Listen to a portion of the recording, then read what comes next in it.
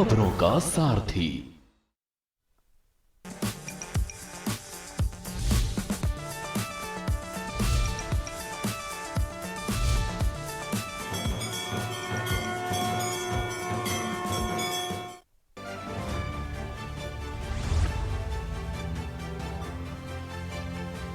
बैठक मेले में भक्त की बिगड़ी तबीयत तो हेली सेवा से भेजा जाएगा हायर सेंटर। अजय टमटा को मोदी सरकार में मिली बड़ी जिम्मेदारी, बने केंद्रीय सड़क एवं परिवहन राज्य मंत्री, बोले पूरी ईमानदारी से निभाऊंगा जिम्मेदारी। उपचुनाव की घोषणा के साथ मंगलौर में सियासी सरगर्मियां तेज, मंगलौर में बसपा के लिए विधानसभा सीट बचाना चुनौती, कांग्रेस ने चुनाव के लिए कसी कमर। मॉनसून सीजन से पहले ही बढ़ने लगा डेंगू का खतरा, लोगों से विशेष सावधानी बरतने की अपील, घरों में साफ सफाई रखने के निर्देश। टिहरी के गांव में खेत में लगी भीषण आग, वन विभाग की टीम की मदद से आग पर पाया गया काबू, टिहरी चंबा मोटर मार्ग पर आग से सहमे लोग। जून महीने में तेवर दिखा रही गर्मी, देहरादून में लू ने झुलसाया पारा 41 डिग्री के पार, आज भी तेज गर्मी का जारी किया गया अलर्ट। आप देख रहे हैं के न्यूज, खबरों का सारथी। नमस्कार, मैं हूं आपके साथ अवंतिका अवस्थी और हम बात करेंगे उत्तराखंड की खबरों पर, जहां उत्तराखंड को केंद्र से मिले 1,56,244 करोड़ रुपए। केंद्रीय वित्त मंत्रालय ने राज्यों को धनराशि की जारी, उत्तराखंड को कर हस्तांतरण से मिले 1,56,244 करोड़ रुपए। उत्तराखंड को कर हस्तांतरण में मिले 1,56,244 करोड़ रुपए। केंद्रीय वित्त मंत्रालय ने सभी राज्यों को किस्त की जारी। उत्तराखंड को कर हस्तांतरण से मिले 1,56,244 करोड़ रुपए। केंद्रीय वित्त मंत्रालय ने सभी राज्यों को किस्त की जारी। कर हस्तांतरण की 1,39,750 करोड़ रुपए। सीएम धामी ने पीएम मोदी और वित्त मंत्री का जताया आभार। उत्तराखंड को केंद्र से मिले 1,56,244 करोड़ रुपए। केंद्रीय वित्त मंत्रालय ने राज्यों को धनराशि की जारी। उत्तराखंड को कर हस्तांतरण से मिले 1,56,244 करोड़ रुपए। केंद्रीय वित्त मंत्रालय ने सभी राज्यों को किस्त की जारी। उत्तराखंड को कर हस्तांतरण से मिले 1,56,244 करोड़ रुपए। केंद्रीय वित्त मंत्रालय ने सभी राज्यों की किस्त की जारी। ज्यादा जानकारी के लिए हमारे साथ संवाददाता अंकित काला भी जुड़े हुए हैं। अंकित, देखा जाए तो केंद्र सरकार की ओर से उत्तराखंड को एक धनराशि दी गई है, जिसके बाद सीएम ने मोदी सरकार और वित्त मंत्री का आभार भी जताया है। क्या कुछ जानकारी है इस पर? देखिए, केंद्रीय वित्त मंत्रालय की ओर से देश के सभी राज्यों को जो धनराशि है वो हस्तांतरित की गई है और उत्तराखंड राज्य के भी पाले में एक बड़ी धनराशि आई है। 1,56,244 करोड़ रुपए की धनराशि जो है वो उत्तराखंड राज्य को मिली है। निश्चित ही इससे राज्य की जो तमाम जो योजनाएं हैं उसको गति मिलेगी। सरकार की तरफ से जो भी जन कल्याणकारी योजनाएं संचालित की जा रही है या फिर जो राज्य का विकास और तेज गति से हो, इसकी दिशा में धामी सरकार प्रयास करेगी। और निश्चित ही अब उपचुनाव होना है या फिर जो निकाय चुनाव होना है उसमें जो भी ये तमाम विकास कार्य सरकार की तरफ से किए जाएंगे उसका लाभ सरकार को कहीं ना कहीं चुनाव में मिलता हुआ नजर आएगा। तो निश्चित ही सरकार की तरफ से जो धनराशि जारी की गई है, अब धामी सरकार की ओर से जो ये बजट सरकार राज्य सरकार को प्राप्त हुआ है उसको सही दिशा में सरकार इसका उपयोग करने जा रही है। और तो जो तमाम विकास कार्य हैं जो कि जिनकी गति धीमी है या जो भी विकास कार्य बजट के अभाव में रुके हुए हैं, इन सभी विकास कार्यों को जल्द से जल्द पूरा करने के लिए धामी सरकार अब जुट गई है। बिल्कुल, यानी कि देखा जाए तो इससे उत्तराखंड में विकास कार्यों को भी एक गति मिलती हुई दिखाई देगी। बहुत शुक्रिया अंकित आपका ज्यादा जानकारी हम तक पहुंचाने के लिए। तो आपको बता दें कि माफ कीजिएगा, केंद्र सरकार की ओर से उत्तराखंड राज्य को एक धनराशि दी गई है, जिसके बाद सीएम धामी ने पीएम मोदी और वित्त मंत्री का आभार भी जताया है। ये राशि करीब 1,56,244 करोड़ रुपए की है।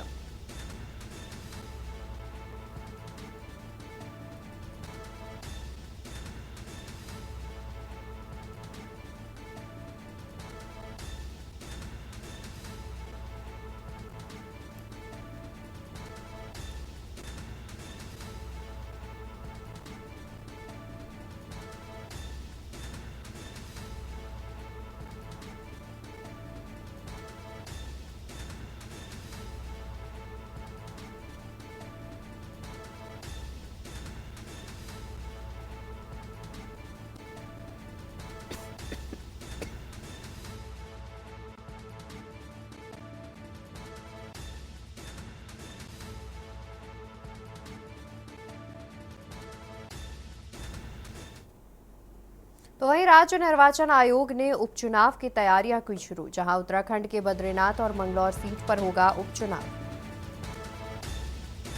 उत्तराखंड की बद्रीनाथ और मंगलौर सीट पर होगा उपचुनाव।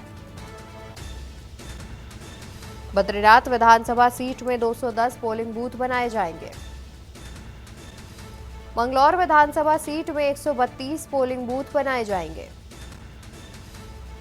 बद्रीनाथ विधानसभा सीट में 210 पोलिंग बूथ बनाए जाएंगे।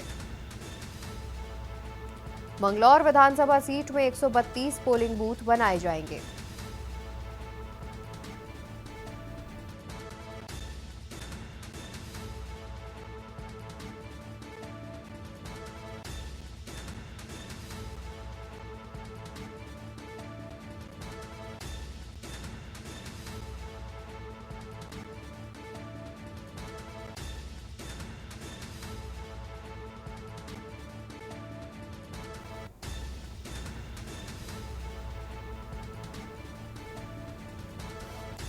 तो मंगलौर विधानसभा सीट में 132 पोलिंग बूथ बनाए जाएंगे। उपचुनाव की तैयारियां उत्तराखंड राज्य में शुरू हो गई हैं, जहां बद्रीनाथ और मंगलौर विधानसभा सीट पर उपचुनाव होने हैं।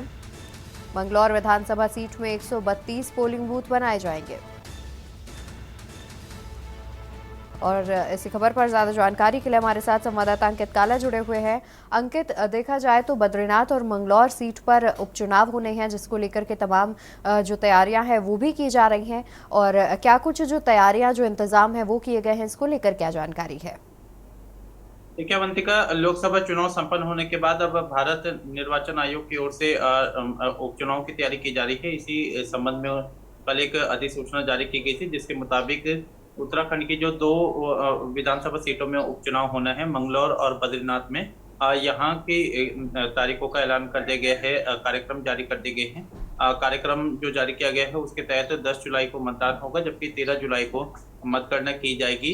उत्तराखंड की जो 2 विधानसभा सीटें हैं, एक में मंगलौर की अगर हम बात करें तो बसपा के जो पूर्व विधायक है जिनका निधन हो गया था, उसकी वजह से मंगलौर की जो विधानसभा सीट है वो खाली चल रही है।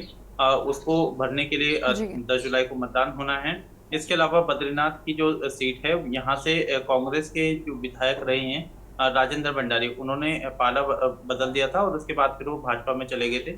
उसके बाद उन्होंने इस सीट से अपनी विधायकी से इस्तीफा दिया था, तो बद्रीनाथ की जो सीट है वो भी रिक्त चल रही है। तो इन दोनों सीटों को भरने के लिए 10 जुलाई को मतदान होना है, और भारत निर्वाचन आयोग की ओर से जो कार्यक्रम दिया गया है उसके बाद अब राज्य निर्वाचन आयोग की ओर से भी तैयारी की जा रही है। दोनों विधानसभाओं में जो चुनाव होना है वहाँ पे तमाम जो पोलिंग बूथ है उसका निर्माण किया जाना है। इसके अलावा आदर्श आचार संहिता जो है वो दोनों ही जनपदों में प्रभावी कर दी गई है। इसके अलावा भी पुलिस प्रशासन को निष्पक्ष मतदान को लेकर के दिशा निर्देश जारी कर दिए गए हैं, और जो भी भारत निर्वाचन आयोग की गाइडलाइन है उसके मुताबिक राज्य निर्वाचन आयोग भी उपचुनाव की तैयारी कर रहा है। बहुत शुक्रिया अंकित आपका ज्यादा जानकारी हमारे दर्शकों तक पहुंचाने के लिए। तो आपको बता दें कि बद्रीनाथ और मंगलौर सीट पर उपचुनाव की तैयारियां जो है उसकी शुरुआत कर दी गई है। मंगलौर विधानसभा सीट में करीब 132 पोलिंग बूथ बनाए जाएंगे। बद्रीनाथ विधानसभा सीट में 210 पोलिंग बूथ का निर्माण किया जाएगा। और साथ ही बता दें कि इस उपचुनाव को लेकर के सभी पार्टियां अपनी अपनी तैयारियों में भी जुट गई हैं।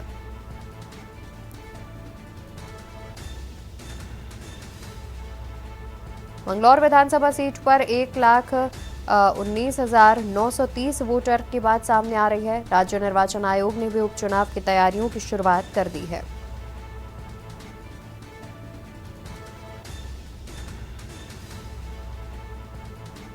तो वहीं आपको बता दें कि बद्रीनाथ विधानसभा सीट में 210 पोलिंग बूथ बनाए जाएंगे।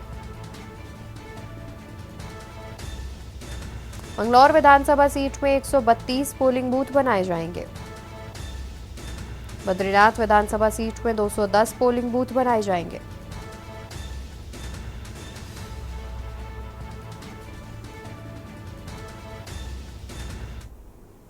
खबर उत्तरकाशी से, जहां पर चारधाम यात्रा पंजीकरण व्यवस्था पर सवाल। सरकार पंजीकरण को लेकर नहीं बना पाई ठोस व्यवस्था। सरकार पंजीकरण को लेकर नहीं बना पाई ठोस व्यवस्था। यमुनोत्री गंगोत्री धाम में होटल व्यवसायी कारोबारी हुए मायूस। सोशल मीडिया पर व्यवस्था को लेकर हो रही पोस्ट। उत्तरकाशी से खबर, जहां चारधाम यात्रा पंजीकरण व्यवस्था पर उठे सवाल। सरकार पंजीकरण को लेकर नहीं बना पाई है ठोस व्यवस्था। यमुनोत्री गंगोत्री धाम में होटल व्यवसायी और कारोबारी मायूस। सोशल मीडिया पर व्यवस्था को लेकर भी हो रही है पोस्ट। चारधाम यात्रा पंजीकरण व्यवस्था पर उठे सवाल। ज्यादा जानकारी के लिए हमारे साथ संवाददाता अंकित काला भी जुड़े हुए हैं। अंकित, देखा जाए तो चारधाम यात्रा पर जिस तरीके से भीड़ उमड़ रही है, पंजीकरण की व्यवस्था जो है वो उचित नहीं की गई है, ऐसी जानकारी मिल रही है। क्या कुछ अधिक जानकारी है, आखिर क्या परेशानियां जो है वो पंजीकरण में आ रही हैं? देखिए अवंतिका, उत्तराखंड की जो प्रसिद्ध चारधाम यात्रा है, इसमें रजिस्ट्रेशन कराना, पंजीकरण कराना अनिवार्य है। सरकार की तरफ से ये जो नियम है वो लागू जी। किया गया है। ऐसे में जो भी श्रद्धालु आएंगे उनको पंजीकरण अनिवार्य होगा, अन्यथा उन्हें दर्शन की अनुमति नहीं दी जाएगी। तो इसकी वजह से क्या हो रहा है कि जो बड़ी संख्या में श्रद्धालु देश के विभिन्न राज्यों से उत्तराखंड आ रहे हैं, यहाँ पर बड़ी तादाद में श्रद्धालु पहुंच रहे हैं। इसकी वजह से जो सरकार की जो व्यवस्था है वो पूरी तरह से पटरी से उतर चुकी है। भारी भरकम भीड़ जो है वो पंजीकरण केंद्र में जो है देखने को मिल रही है। और सरकार ने जिस तरीके का ये नियम लागू कराया कि जो पंजीकरण है वो अनिवार्य रहेगा, इसके बिना किसी को भी अनुमति नहीं दी जाएगी। तो उसके बाद से लगातार जो श्रद्धालु हैं वो पंजीकरण को लेकर के पहुंच रहे हैं, लेकिन जो व्यवस्था है वो उसमें कहीं ना कहीं खामियां देखने को मिल रही है। और इसकी वजह से जो श्रद्धालु हैं वो चारों धामों के दर्शन करने से वंचित रह जा रहे हैं। और इसकी वजह से जो बड़ा जो नुकसान है वो होटल व्यवसाय को, जो इस यात्रा से जुड़े हुए जो व्यवसायिक हैं उनको काफी नुकसान हो रहा है। और यही वजह है कि सोशल मीडिया पर तमाम जो चारधाम यात्रा से जुड़े हुए जो व्यवसायी हैं वो अपनी नाराजगी को व्यक्त कर रहे हैं। उनका कहना है कि सरकार की तरफ से जो ठोस जो जी। कार्रवाई होनी चाहिए वो दिखती भी नहीं दिख रही है। और जो श्रद्धालु परेशान हो रहे हैं, इसकी वजह से वो जो होटल व्यवसायी हैं, जो चारधाम यात्रा से जुड़े हुए व्यवसायी हैं, उनको भी खासा नुकसान हो रहा है। ऐसे में उन्होंने सरकार से जल्द समाधान की मांग करी है। अब ऐसे में देखना होगा कि सरकार अपनी ओर से क्या कुछ व्यवस्था लागू करती है। लेकिन फिलहाल जिस तरीके से चारधाम यात्रा में रिकॉर्ड श्रद्धालु आ रहे हैं, उसकी वजह से जो सरकार की जो तमाम व्यवस्थाएं थी वो पटरी से उतर चुकी है। और करीब करीब 1 महीने में ही अवंतिका 20 लाख से ज्यादा श्रद्धालुओं ने चारों धामों के दर्शन कर लिए हैं। ऐसे में आप देख सकते हैं कि जी। कितनी बड़ी तादाद में श्रद्धालु उत्तराखंड की चारधाम यात्रा में पहुंच रहे हैं। लेकिन जो व्यवस्थाएं होनी चाहिए थी वो व्यवस्था कहीं ना कहीं बिल्कुल।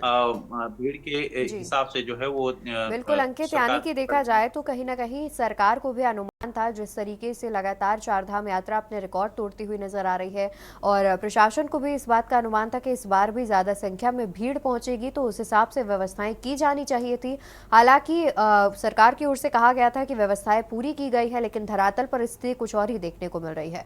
बहुत शुक्रिया आपका ज्यादा जानकारी दर्शकों तक पहुंचाने के लिए। तो आपको बता दें कि जिस तरीके से चारधाम यात्रा में लगातार श्रद्धालुओं की संख्या बढ़ती जा रही है, रजिस्ट्रेशन और तमाम चीज़ों को लेकर अव्यवस्थाएं सामने आ रही हैं, जिस पर सोशल मीडिया पर पोस्ट भी किया जा रहा है। तो वहीं पौड़ी से खबर बताते हैं, जहां पर मेडिकल कॉलेज का डॉक्टर्स पर एक्शन। ज्वाइनिंग लेने के बाद भी नहीं दे रहे सेवा। 35 डॉक्टर्स से 7 करोड़ की हो चुकी है वसूली। अब 27 डॉक्टर्स को दिया गया है नोटिस। 50 से उनकी सेवा की मांगी गई है जानकारी। अब 27 डॉक्टर्स को दिया गया नोटिस। 50 से उनकी सेवा की मांगी गई जानकारी। खबर पौड़ी से, जहां मेडिकल कॉलेज का डॉक्टर्स पर एक्शन। ज्वाइनिंग लेने के बाद भी नहीं दे रहे सेवा। 35 डॉक्टर्स से 7 करोड़ की हो चुकी है वसूली। अब 27 डॉक्टर्स को दिया गया है नोटिस। ज्वाइनिंग लेने के बाद भी नहीं दे रहे हैं सेवा। 35 डॉक्टर्स से 7 करोड़ की हो चुकी है वसूली। अब 27 डॉक्टर्स को दिया गया है नोटिस। 50 से उनकी सेवा की मांगी गई है जानकारी। तो मेडिकल कॉलेज का डॉक्टर्स पर एक्शन, खबर पौड़ी से सामने आ रही है, जहां पर मेडिकल कॉलेज ने डॉक्टर्स पर एक्शन लिया है। जो डॉक्टर्स ज्वाइनिंग लेने के बाद भी सेवा नहीं दे रहे हैं उन पर एक्शन लिया गया है। 35 डॉक्टर्स से 7 करोड़ रुपए की हो चुकी है वसूली। और वहीं अब 27 डॉक्टर्स को नोटिस दिया गया है। ज्वाइनिंग लेने के बाद भी नहीं दे रहे हैं सेवा। 35 डॉक्टर्स से 7 करोड़ रुपए की हो चुकी है वसूली। अब 27 डॉक्टर्स को नोटिस थमाया गया है।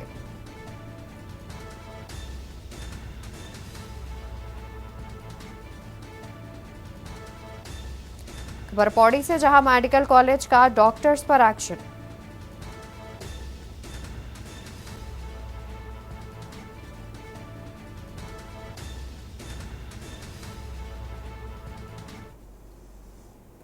तो वहीं उत्तराखंड में निकाय चुनाव से जुड़ी बड़ी खबर बताते हैं। नैनीताल हाईकोर्ट में आज होगी सुनवाई।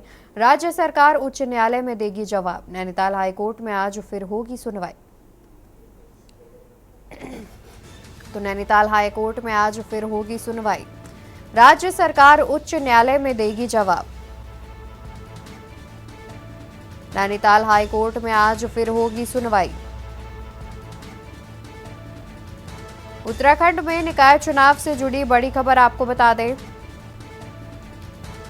नैनीताल हाईकोर्ट में आज होगी सुनवाई। राज्य सरकार उच्च न्यायालय में देगी जवाब।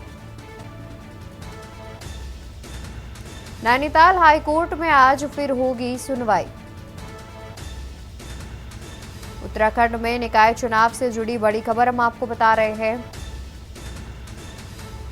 नैनीताल हाईकोर्ट में आज होगी सुनवाई। राज्य सरकार उच्च न्यायालय में देगी जवाब। नैनीताल हाईकोर्ट में आज फिर होगी सुनवाई। उत्तराखंड में निकाय चुनाव से जुड़ी बड़ी खबर आपको बता दें।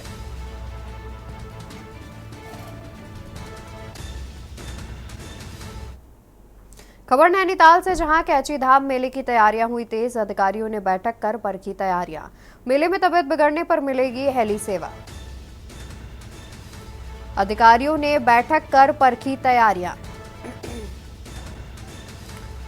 मेले में तबीयत बिगड़ने पर मिलेगी मदद। हेली सेवा से मरीजों को भेजा जाएगा हायर सेंटर। नैनीताल से खबर, जहां कैची धाम मेले की तैयारियां हुई तेज। अधिकारियों ने बैठक कर परखी तैयारियां। मेले में तबीयत बिगड़ने पर मिलेगी मदद। हेली सेवा से मरीजों को भेजा जाएगा हायर सेंटर। कैची धाम मेले की तैयारियां हुई तेज। खबर हम आपको नैनीताल से बताते हैं। अधिकारियों ने बैठक कर परखी तैयारियां। मेले में तबीयत बिगड़ने पर मिलेगी मदद। हेली सेवा से मरीजों को भेजा जाएगा हायर सेंटर।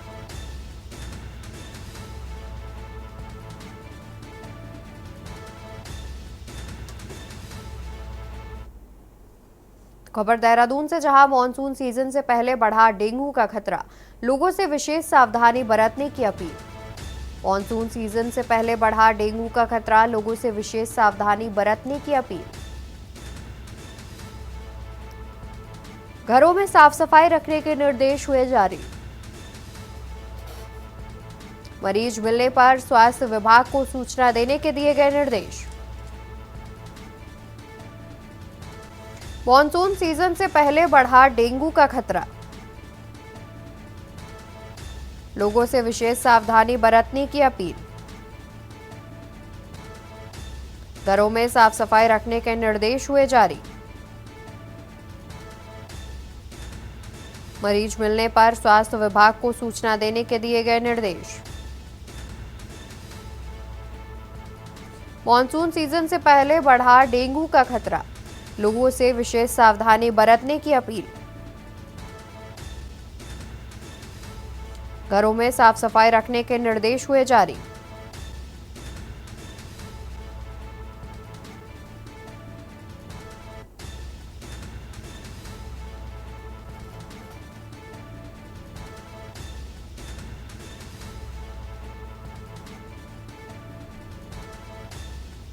लोगों से विशेष सावधानी बरतने की भी अपील।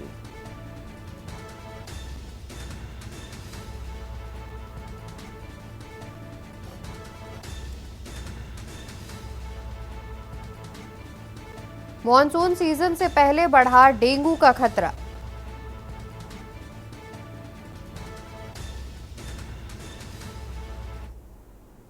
जून महीने में तेवर दिखा रही गर्मी। देहरादून में लू ने लोगों का जीना किया मुहाल, राजधानी में पारा 41 डिग्री के पार पहुंचा। देहरादून में लू ने लोगों का जीना किया मुहाल, राजधानी में पारा 41 डिग्री के पार पहुंचा। आज भी तेज गर्मी का जारी किया गया अलर्ट, जून महीने में तेवर दिखा रही गर्मी। देहरादून में लू ने लोगों का जीना किया मुहाल, राजधानी में पारा 41 डिग्री के पार पहुंचा।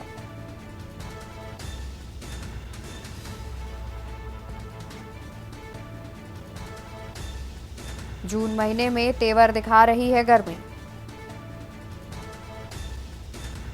देहरादून में लू ने लोगों का जीना किया मुहाल,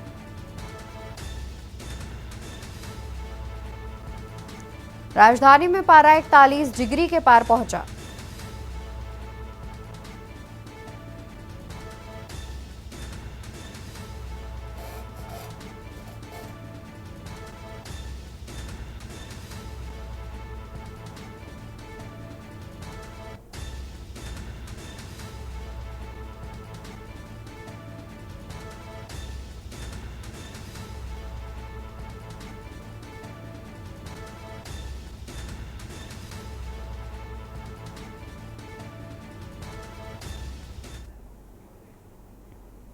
उत्तराखंड की खबरों में इतना ही। आप देखते रहे के न्यूज इंडिया। नमस्कार।